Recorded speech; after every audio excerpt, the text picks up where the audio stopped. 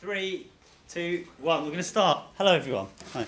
Okay, so I'm going to. What I thought I'd do was read 3 poems of mine, probably extract or 1 or 2, maybe a whole poem.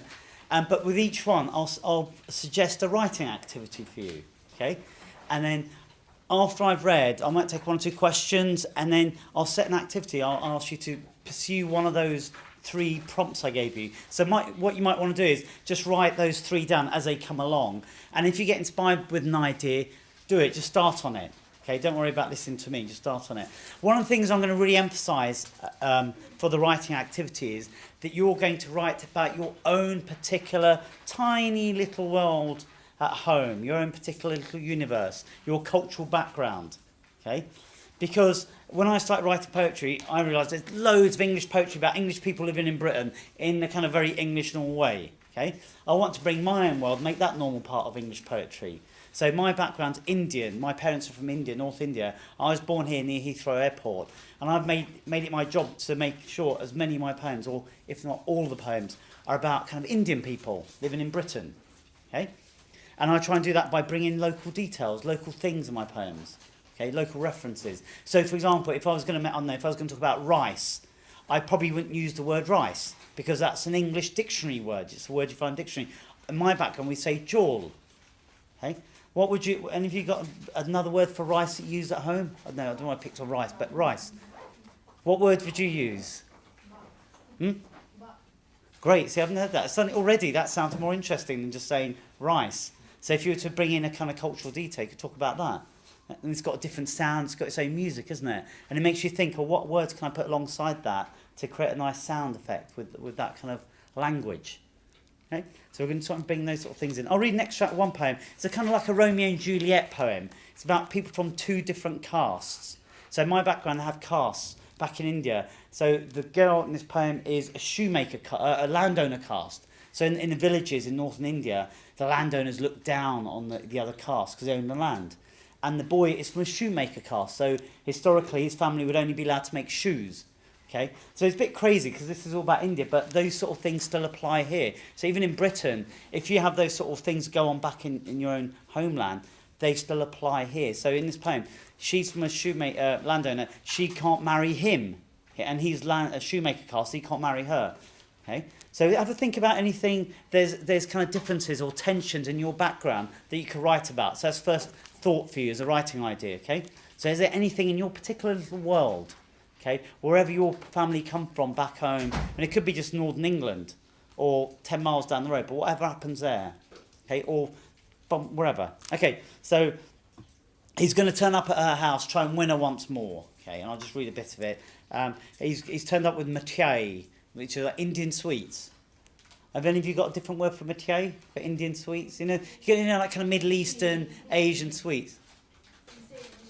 Mishti. Okay, mishti. Brilliant. We say mithai. It's fairly similar, aren't they?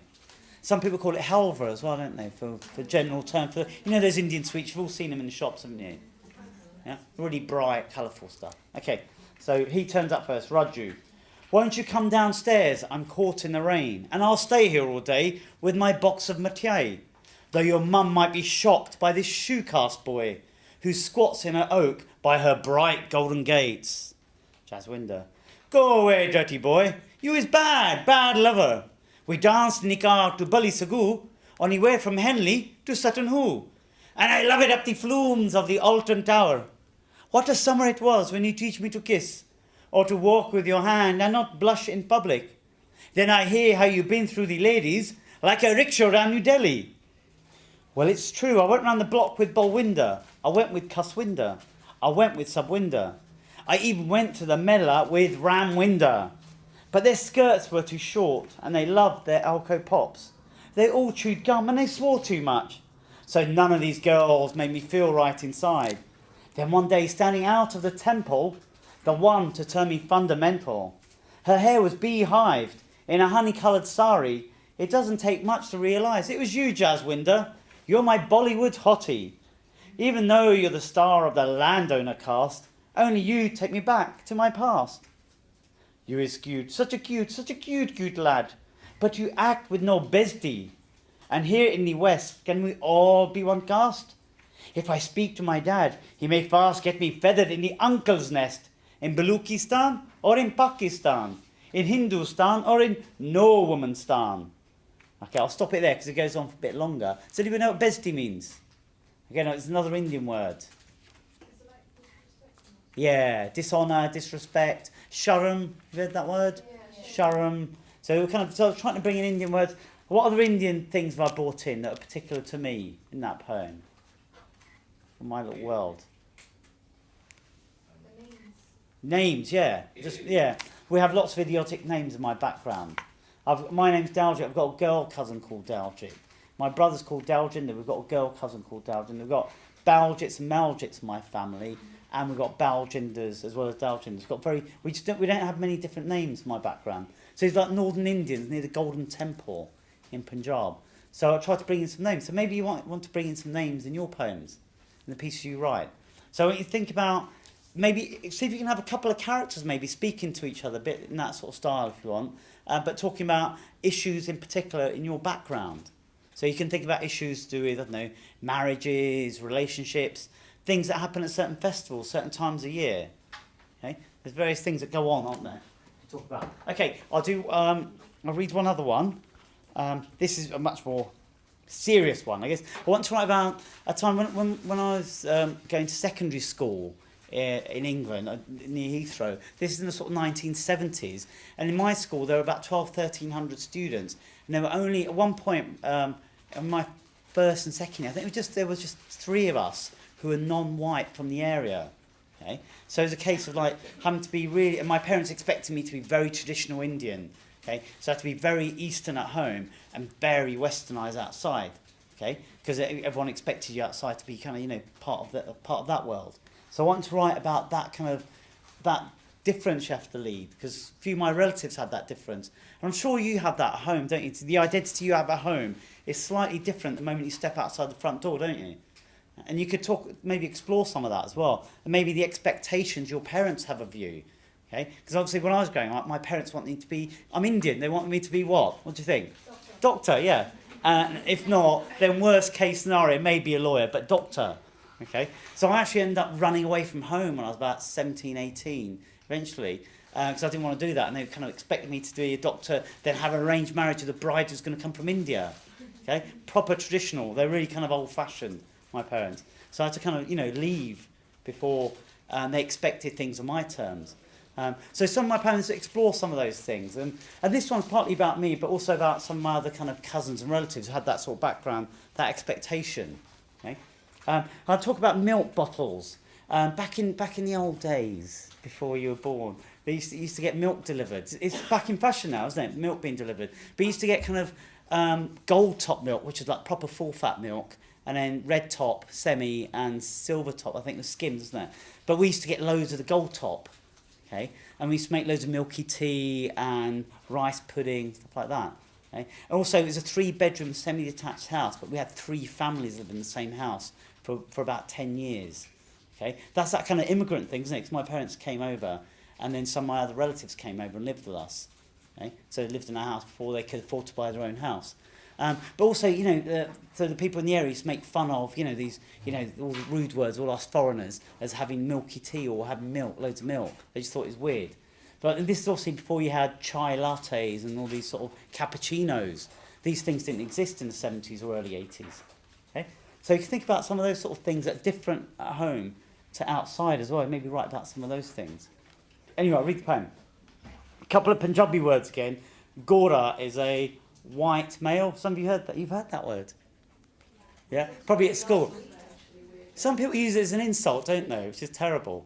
It just means white-skinned or, light-skinned person.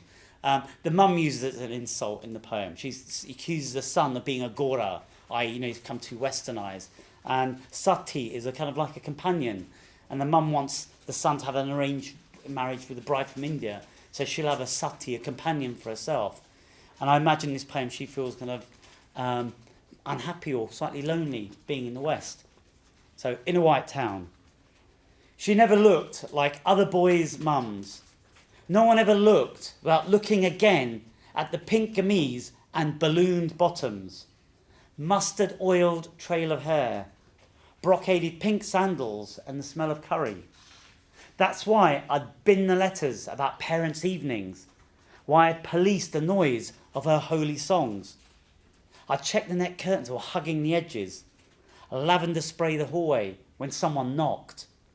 I'd pluck all the gold-top milk from its crate in case the Mickey takers would later disclose it, reveal it, never confessing my parents' weird names or the code of our address when I was licked by skinheads, by a toilet seat, desperate to flush out the enemy within. I would have felt more at home had she hidden that illiterate body, bumping noisily into women at the market, bulging into its dramaed gossip. For homework, in the public library with my mates, she'd call, scratching on the windows, scratching again, until later her red face would be in my red face. Two of us alone. She'd duck at my stuttered Punjabi. Laughing, she'd say I was a Gora. I'd only be freed by a bride from India who would double as her sati. Nowadays, when I visit, when she hovers upward, hobbling towards me to kiss my forehead, as she once used to, I wish I could fall forward. Okay. All right, so that's 2 poems then. I might stop at this. Half past, isn't it? So you've got various sets of ideas. Partly that second poem is about difference yourself and your parents. I mean, some of you must have that. Partly because you're teenagers. You don't have to be, have cultural difference. Just the fact you're a teenager, you're supposed to rebel against your parents, aren't you? Because you're trying to assert your identity. And if you don't have an argument with your parents regularly, it's probably not a healthy thing, is it? No. It's probably normal, isn't it? So one of the other activity ideas is to think about what areas of conflict there are between you and the parent, okay, or parents. What might be things. In that poem, obviously, the second one, I was trying to capture his embarrassment by his parents because he's obviously come maybe too westernised. I don't know how you read that poem, but he almost seems embarrassed by his mum. Okay, so in that poem, I don't mind exposing myself as the bad person in writing because the poem is not your personal life. It's not autobiography, is it? Okay, so it's important to just let the poem be a dramatic piece, so you don't have to worry how it makes you look.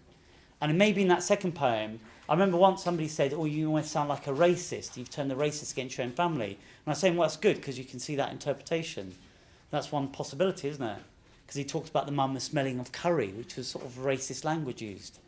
Okay, so see if you can bring in some of the foods, some of the flavours, even some of the magazines people read at home, some of the TV programs they watch, and how you feel about some of those things. Any sorts of dialogue that go on between you and your family about cultural happiness or cultural tension. Things like festivals that take place, which feel like celebrations where everybody comes together. Can you think of any festivals you take part in which you feel are good family occasions? Eid, fantastic, yeah. Okay, there's always religious festivals, aren't there? And if you get stuck with that, you've always got birthdays, other kind of Western celebrations like Christmas or other, Easter and those sort of holidays you have. So, got a few ideas for poems. Is anybody not sure what to do, or does anybody want to ask questions? Do you fancy having a go at writing for a bit? Yeah, fantastic. So should we say 20 minutes actual writing, and then we'll come back to centre. You can ask questions as well as I go round. And if you're not sure about an idea, I'll give you some other ideas as well. Okay, can I just give you some comments on? I want you to have a think about. Is firstly have a look at your first line. Okay, have a look at your first line again. Is it an exciting? It doesn't have to be a really wildly dramatic first line, but is it the best opening for the poem? Think of it as a kind of almost opening doors to invite the reader in.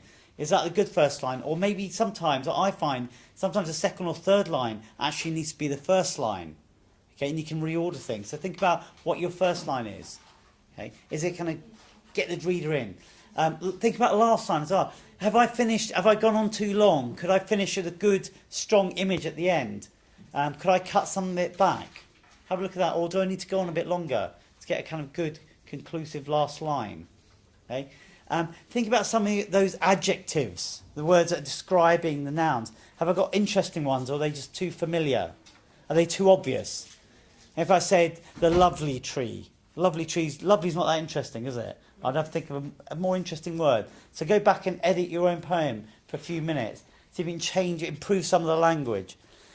Does it feel like the setting is clear to the reader in the poem? Is the setting clear? Have you brought the reader into your world? Okay. Are they putting their feet in the soil of your planet, whatever you created, that world you've created in the poem? Okay. If not, what are the sensual images you need to put in? Any smells or touch or taste, which kind of almost make the reader feel like they're actually there in this kind of world that you're describing. At the moment, I guess some of you have broken it up, some of you haven't. It doesn't really matter, but have a just go getting it right in terms of the basic ideas of it. And if you want to shape it, you can do that second, third drafts later on, maybe next week. If you can bring in still, have a think about other words. Instead of standard English dictionary words, can you bring in street words that you hear? You know, nice street words. Words from your own particular culture that you hear. As ways of just making the poem feel more alive. And not like a kind of essay. We want to move far away as we can from, say, a standard GCSE or A-level essay, trying to create a creative piece. So we want to find a different type of language and, you know, different texture to the music of your poem. Dumplings, aye, how long? Too long, just wait. Okay, who'd you say ate? The totties aren't done, you're going to have to wait. The potatoes weren't done, dinner was going to be late. Quick, a loaf, medium hofus, best of both. Hurry, knee breed. What? I've knee breed. Bread.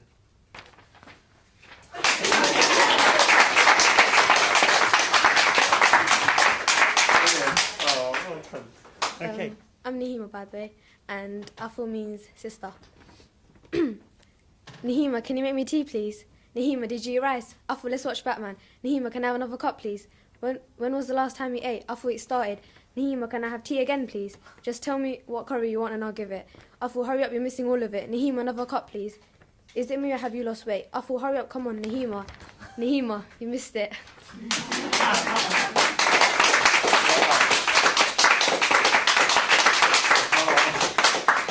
That's really energetic, actually. It's so energy.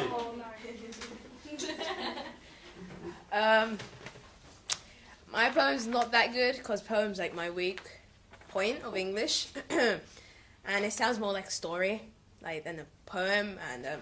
And in it, I use a word called gacha, and that in Somali is a nickname given to someone who really likes food and eats a lot and never really gains like weight or anything from it.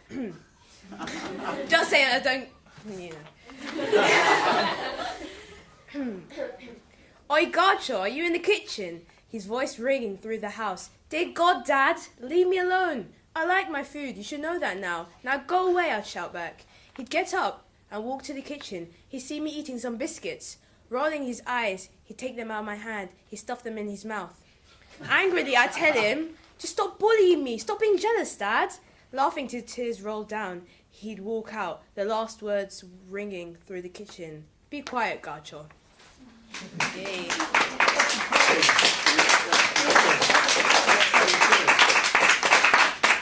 Hi, my name's Ramisa, and speaking back is disrespectful, walking away is disrespectful, everything is disrespectful. Strictness and discipline is vital, working hard and achieving is vital. Being a lawyer or doctor is vital. Like a blubbering Nazi controlling me, like an annoying fly doing my head in, like a rebellious teen disagreeing with me. Stuck at home, no social life, escape between the lines of fiction books. Sometimes I dream of their life. What would it be like? Living far away from close relatives, westernized culture is all I know. I'm happy to have a simple life. My parents' failed attempts to draw us back to the dull memories of an ancient culture. I fear the day I become a typical parent.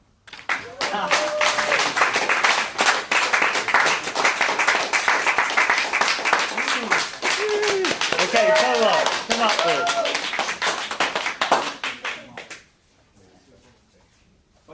Say out your name as well. Alright, I just in the beginning.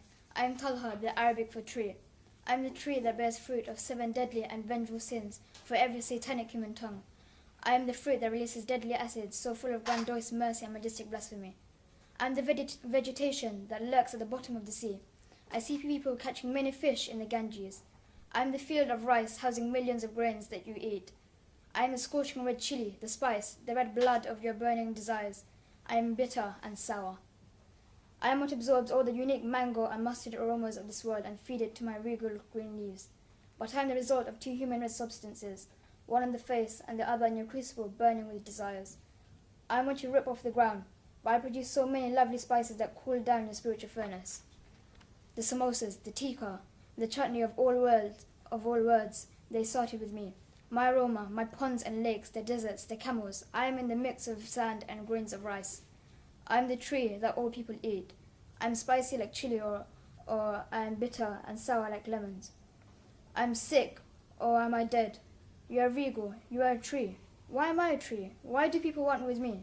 They rip off your leaves and turn you to murky oil that they cover on many fruits. No, I am a fragrant tree. Yes, you are, but one that is fragrant as food. The mangoes and mustard is nothing, is you, and nothing more. Me, yes, you.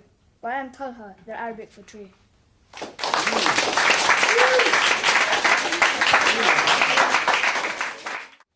Okay, so shopkeeping, because again, that's an Indian thing, isn't it? Shopkeeping. And I was embarrassed about my parents having a shop in Sheffield when I was a kid. And then suddenly I felt really proud of it over a period of time. Because I think my dad worked in a concrete factory and my mum worked in a factory, sort of laundry, various things like that. So for them to have their own shop, become independent, is a great achievement. But anyway, my shopkeeper is not the best shopkeeper in the world. His wife is upstairs. They just recently got married, okay? So he just wants to be upstairs with his wife, okay? And I imagine she runs a kind of internet marriage company, although he gets excited and his English isn't great. Okay, and at the end I imagine him in the shop at night, just behind the sweet counter looking out. Okay, and I'll do an Indian voice again, because I like the Indian accent. Well, it's my interpretation anyway. Okay, it's called Sing Song. I run just one of my daddy's shops from 9 o'clock to 9 o'clock, and he want me not to have a break. But when nobody in, I do the lock. 'Cause up the stairs is my newly bride. We share in chapati, we share in the chutney. After we have made love like we're rowing through Putney. When I return with my pinny untied, the shoppers always point and cry. Hey, Sing, where you been? Your lemons are limes, your bananas are plantain.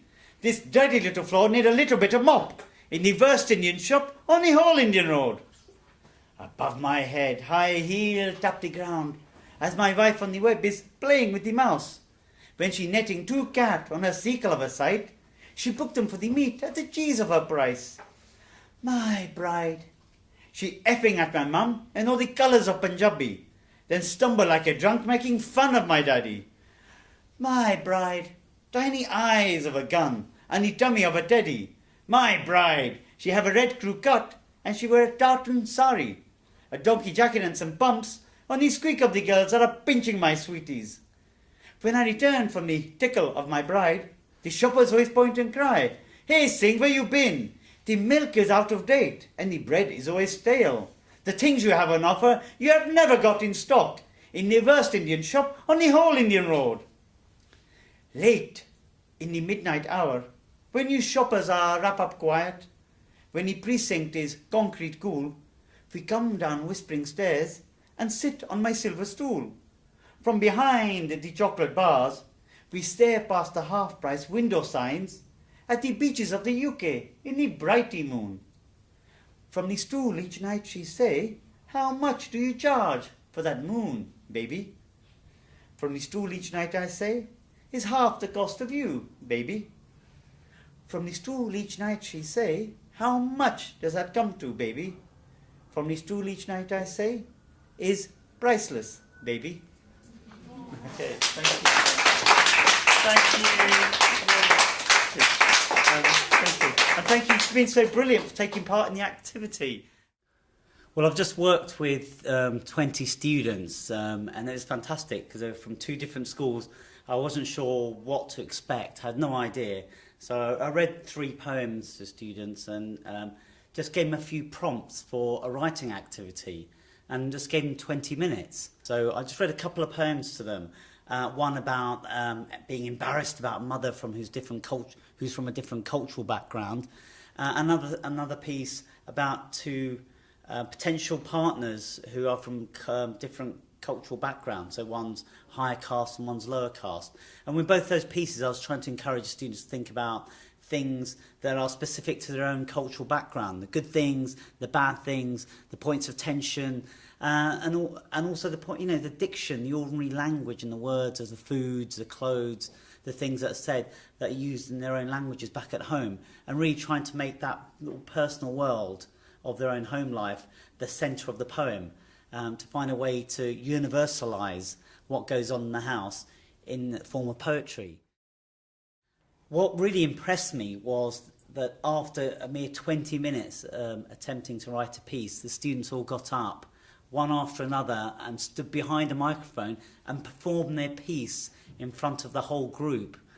And the thing that impressed me and the other teachers here was that in that one draft, they'd all written something which seemed quite true and unique to them alone, and which seemed a pretty accomplished first draft. And we're hearing poems that were about a Notting Hill festival, a girl writing a piece about bread and butter pudding, another girl writing about being made to make tea at home all the time, probably for her brother, making food, making various different things.